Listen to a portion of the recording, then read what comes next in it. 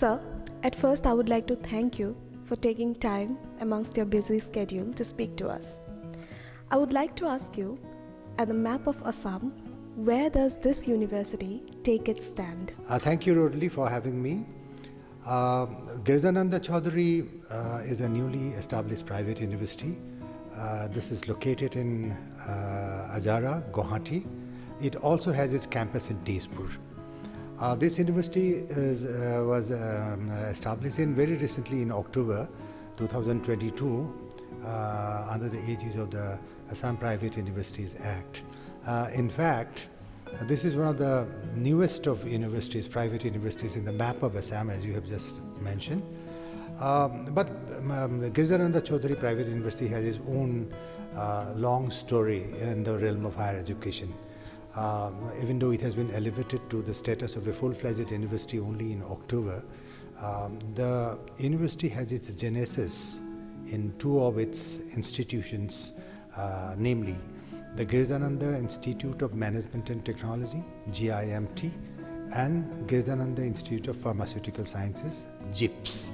They have their campuses both in Guwahati Azara campus and Tezpur campus, offering BTech, MTech, MCA, BCA programs under the Institute of Management and Technology, GIMT, in both Guwahati and Tezpur, and also the B.Pharm, M.Pharm programs, and include the PhD programs in both these institutes at GIMT and GIPS from these two campuses since 2006. So it has a long, it was established quite long back as higher education institutions, and in the map of higher education in Assam, Girijananda Chowdhury group of institutes are not new, even though it has been elevated as a full-fledged private university a few months back.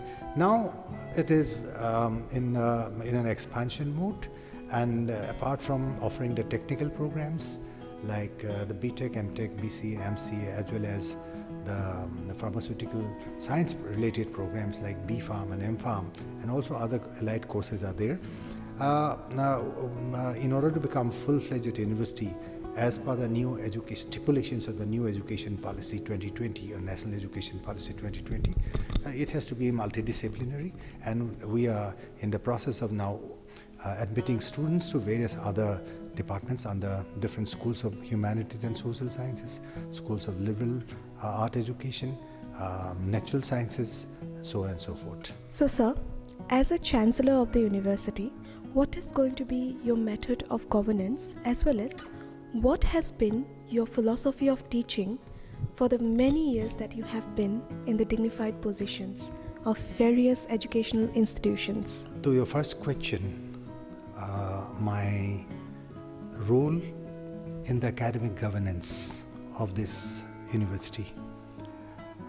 As a Chancellor, I am required to, or I am expected to, give overall visionary direction to the university's academics, including teaching, learning, and research and innovation, so that over a period of time, the university is enabled through the joint cooperative engagement in teaching, learning, and research by its students and faculties into developing a kind of a new academic milieu, or achieve a certain intellectual benchmarks, which is generally recognized by the international and national academic communities. This is my basic objective in terms of governance. With these objectives, I have to carry on my activities through my visionary, my experience-based teaching engagement in teaching, learning, and research. I have to engage my faculties, my colleagues, my students, motivate them, guide them, and take them forward in their pursuit of knowledge and transmitting knowledge, so that not only the students are benefited, the society is benefited, the nation is benefited, and at the end, the whole global community. So as far as governance is concerned, this is my answer. The second is question was what is my education philosophy or philosophy of my education. See, I have been a teacher for the last 45 years or so. I have spent almost every day of my professional life in association with my students and my colleagues in various institutions, higher education institutions.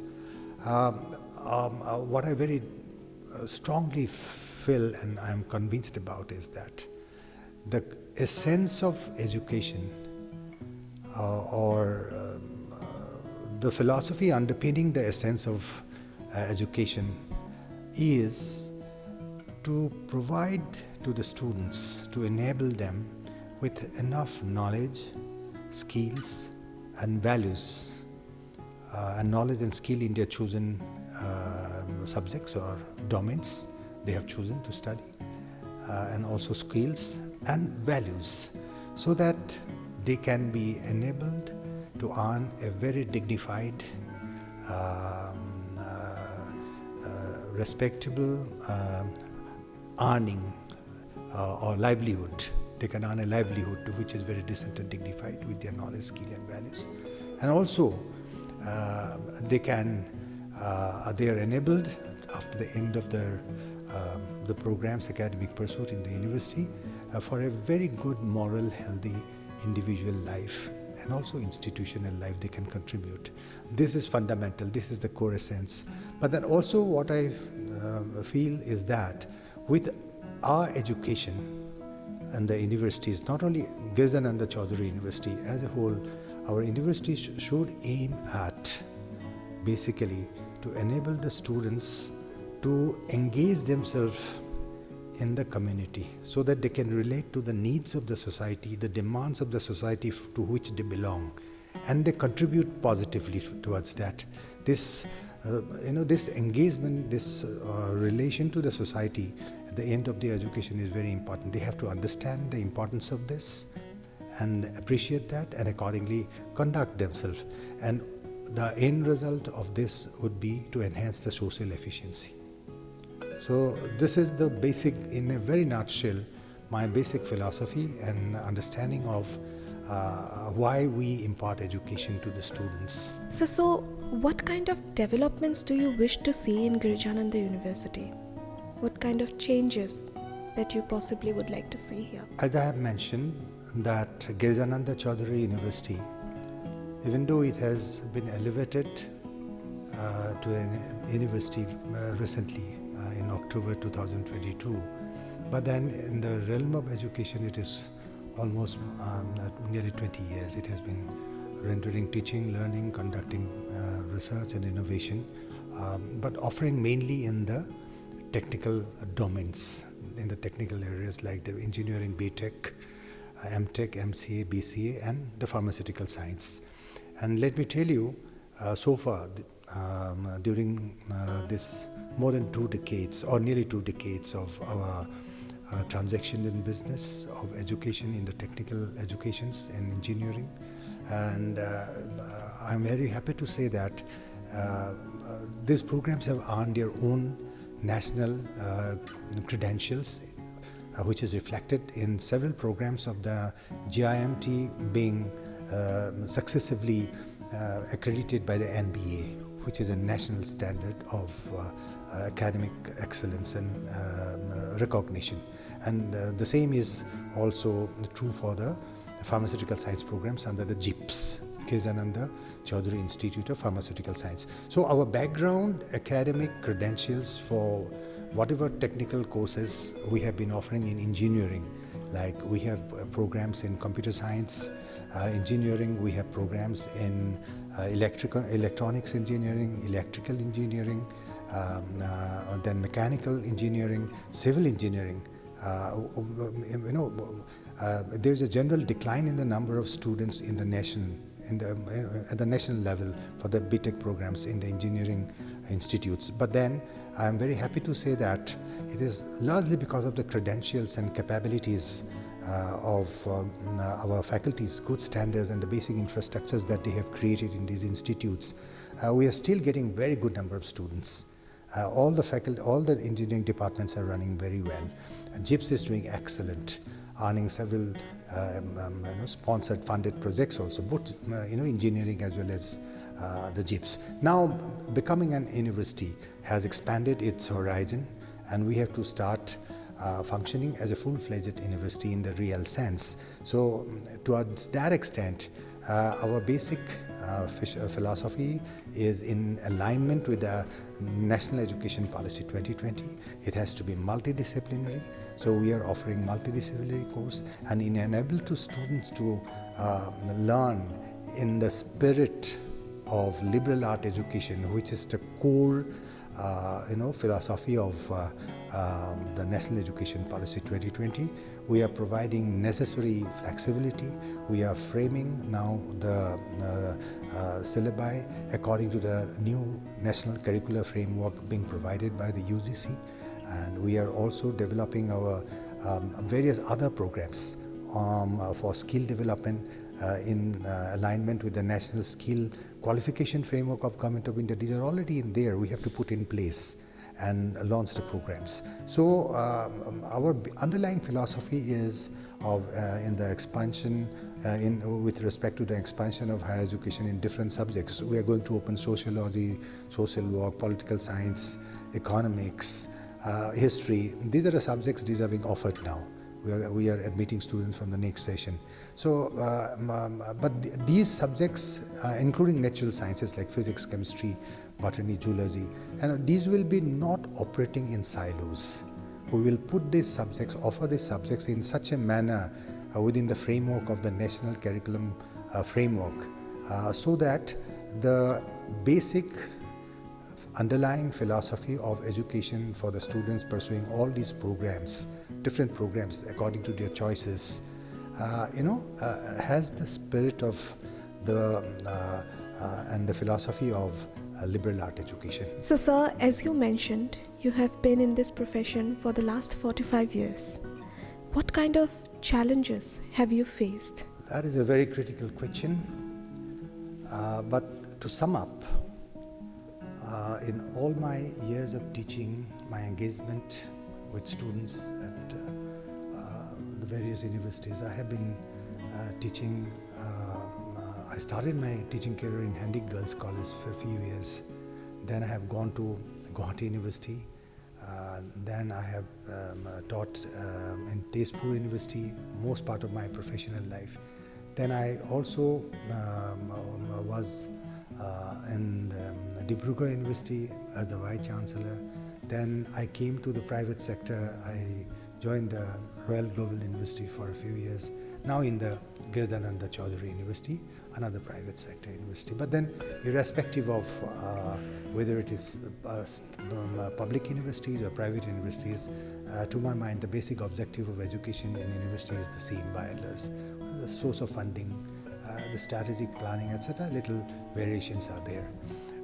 But then, the biggest challenge is, to my mind, in confronting and enabling to mitigate this issue of the dichotomy that I have been noticing between the students' inherent faculty and their own individual aspiration about the pursuit of knowledge, and the societal, parental pressure on them to have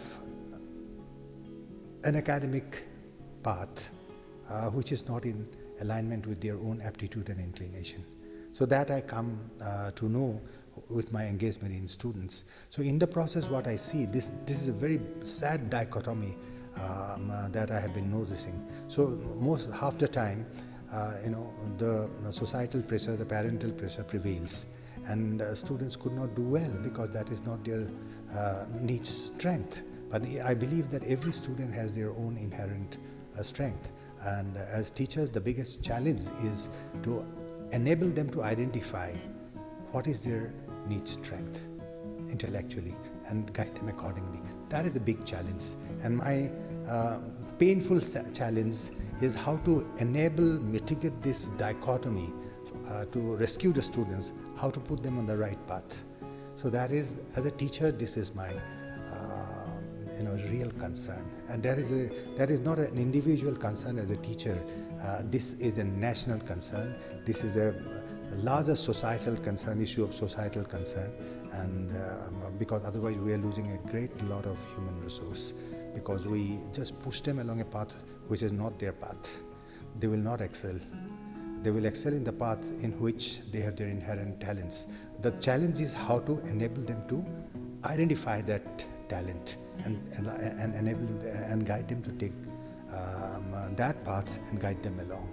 This is a major challenge. And apart from this larger challenge, there are other challenges of motivating. Motivating students is not an issue. They are very receptive, bright, and every student has their own very strong sense of judgment. They know how to make a judgment very correctly. Many a times I have seen, but we do not trust in them. That is a challenge. How to build trust of the teachers on the students. So this is very, very important. Unless we approach the students in their teaching, learning or research engagement with them with some kind of a trust, mutual trust and confidence, things will not go forward. So that is a big challenge. How to earn their trust and how to respect their trust. So we cannot look down upon their opinions about whatever issues or about their worldviews. So that has to be accommodated in the framework of universities at every level, from classroom to all other activities of the students. So this is a real issue. If we can identify the real faculty strength of the student and put them along that path, I think not only this university, but if every other university follows this, every teacher follows this approach, then I think the country will have very great human resource. So sir, with your rich educational background, I am only eager to see how Girijananda Chowdhury University is going to prosper in the next few years. Having said so, what opportunities do you think that this university holds in the national as well as international stage? See, this new National Education Policy, NEP 2020, also emphasizes on internationalization of education. Now, what is meant by internationalization of education? That means, at least I understand it that way, that your level of academic standards as well as your intellectual strength and reputation in research and innovation have to be such, both teaching, learning and research and innovation, is that it becomes globally competitive. It has to be globally competitive.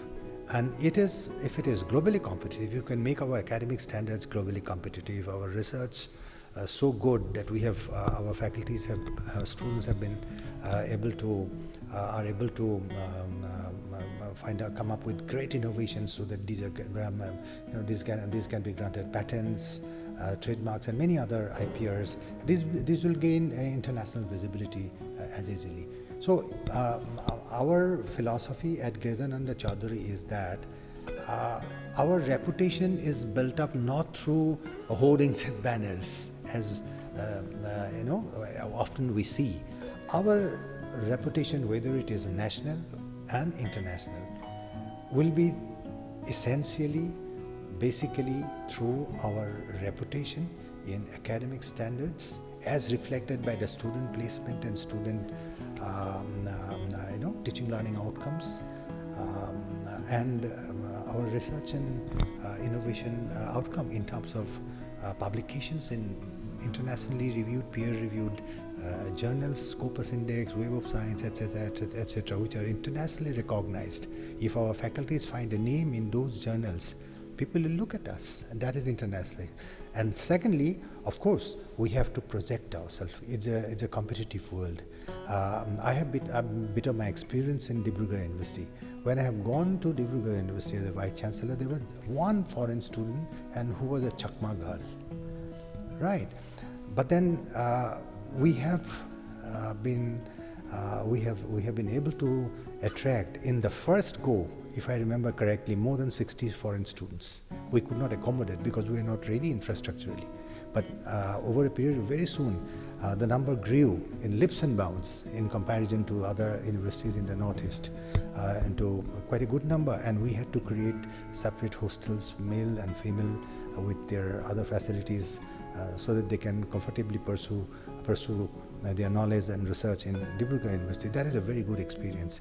And now, here, what I feel is, the same experience I would like to repeat here, because now with the active policy in place, and we are being very close to the international borders of Southeast Asia, and the world economy, the theater of world economy is shifting from the west to east, to China, Singapore. So the most happening place in terms of industry, education is in the east.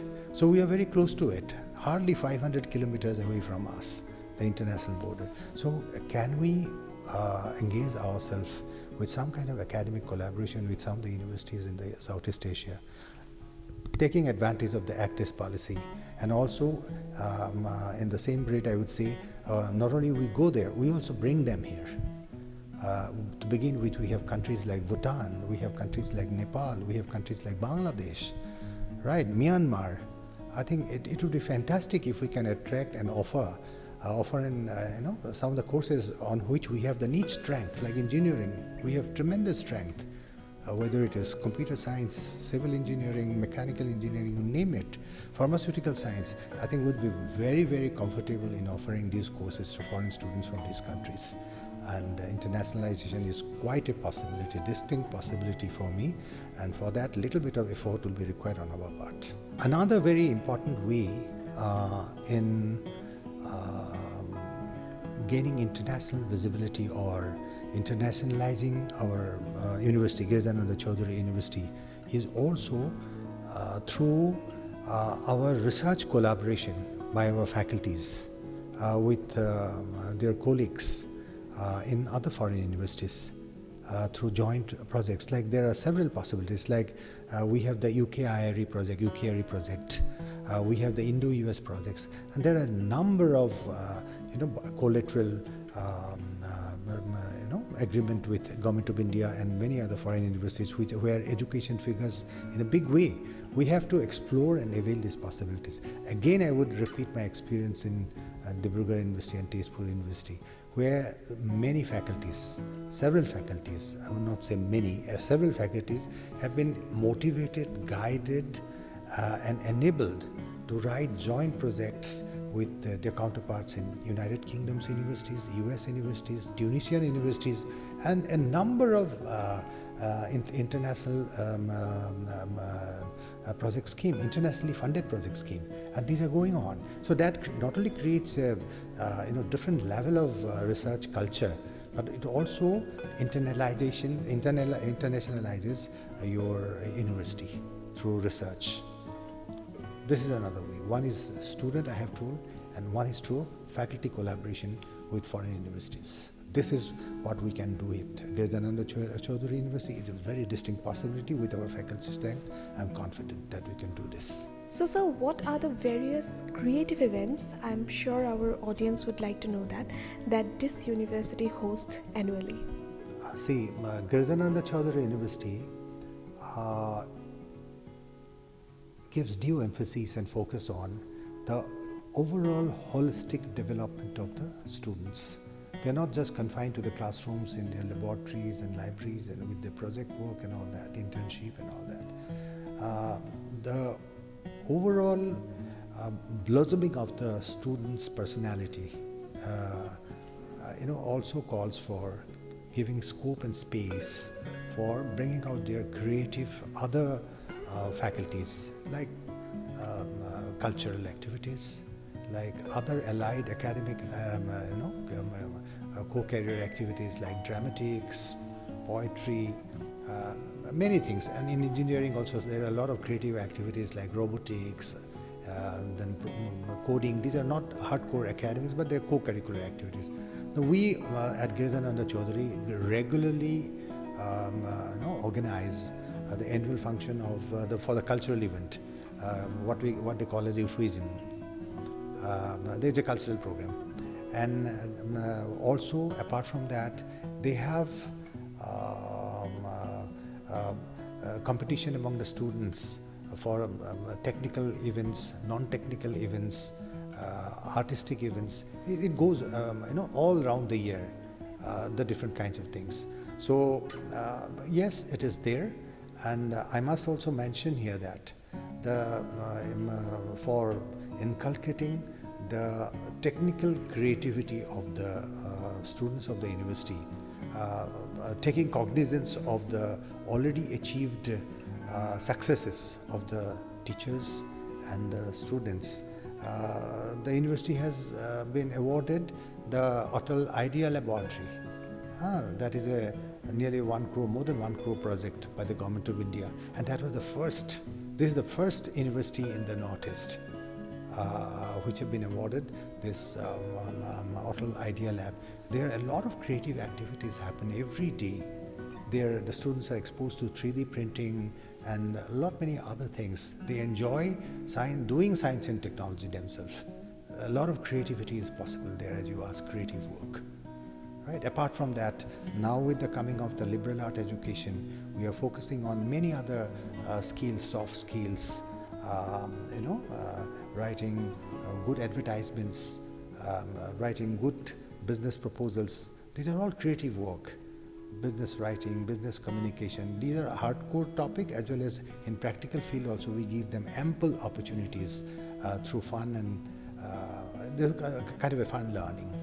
So there are festivals, there are other events which go all year round. So sir, what are the core strengths of this university? For any university, its core strength lies in its students and faculties. And this strength is built up over a period of time. It cannot happen overnight. Even though Girijananda Chowdhury University is born only the other day, its core strength is quite high in comparison to other newly established universities, in the sense that we have been engaged in teaching, learning, research, innovation in these two institutes, offering very high standard with great credentials. These programs in GIMT and JIPS in various engineering branches, as well as the pharmaceutical science. So therefore, I can see that these credentials have been earned, like NBA accreditation and other projects being awarded, like the award of for the first time in any university in the Northeast, this Atal Idea Lab. I think this is by AICTE, All India Council of Technical Education, yes. So these establishes our credentials, and these are a reflection and recognition of our strength. Our core strength is in our academics, which is sustained and on the growth mode by the engagement of our teachers, and enabling such engagements for the students in teaching, learning and research, both in the classroom, in the laboratories, and through experiential learning, through internship and so many various other avenues. I think we have tremendous scope.